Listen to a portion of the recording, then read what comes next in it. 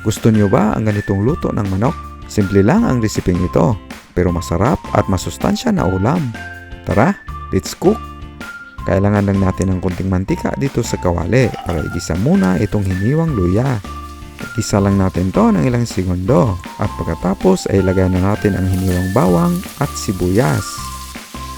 Ipagpatuloy lang ang pag-isa nito ng ilang sandali at ilagay na ang hiniwang bell pepper.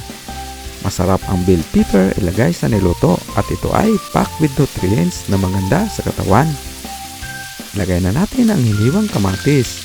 Medyo dinamihan natin ito kasi kinamatis ang manok ang recipe natin. Igisa lang natin to ng ilang minuto hanggang ito ay malambot na. Pag ganito nakalambot ang kamatis, ay pwede na natin ilagay ang karne ng manok. Kalahating kilo ng manok ang gamit natin at mixed cut ito. Haluin lang natin para magisa ang karne ng manok dito sa ating aromatics. Lagyan natin ng ground pepper at haluin natin ulit para ma-distribute ito at pantay-pantay maluto ang karne. Timplahan na natin ng patis at oyster sauce. Haluin lang natin para ma-distribute ng maayos ang panimpla. Maglagay na tayo ng tubig at pagkatapos ay takpan natin ang kawali. I-simmer lang natin sa katamtamang apoy for 10 minutes or hanggang nasa tamang lambot na ang karne. Pagkalipas ng mahigit 10 minuto ay binuksan na natin ito para ilagay ang hiniwang sitaw. Haluin lang ito saglit at ilagay ang hiniwang upo.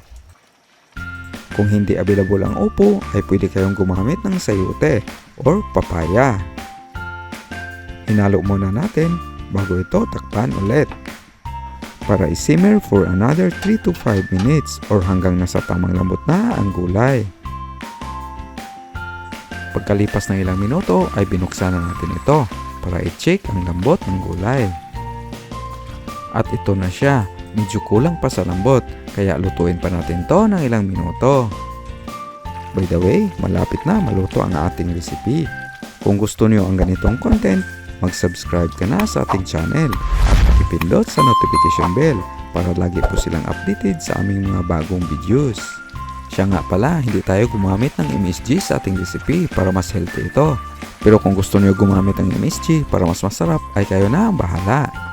Well cooked na ito, kaya ilipat na natin sa serving dish.